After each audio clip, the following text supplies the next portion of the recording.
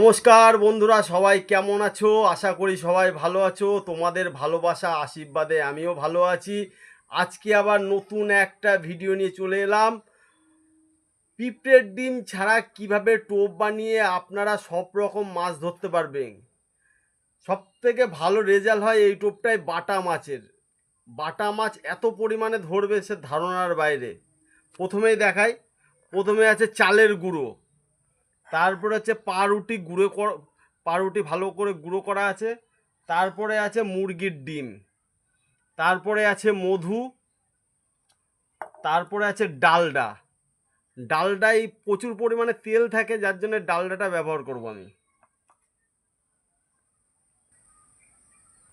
টোপটা আপনাদের ভালো করে আমি মেখে দেখাবো কেমন করে টোপটা আপনারা মাখবেন। প্রথমে চালের গুঁড়োটা দিলাম, তারপরে পাউরুটি দিতে হবে, পাউরুটি গুঁড়ো, তারপর ভালো করে মিক্সড করে নিতে হবে, চালের গুঁড়োর সঙ্গে ভালো করে মিক্সড করে নিতে হবে।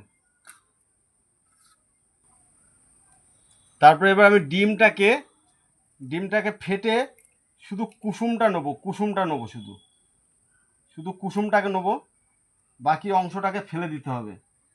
এবার কুসুমটাকে সঙ্গে ভালো করে মেখে নিতে হবে। জল জল লাগলে দেবেন, না লাগলে দেয়া লাগবে না জল।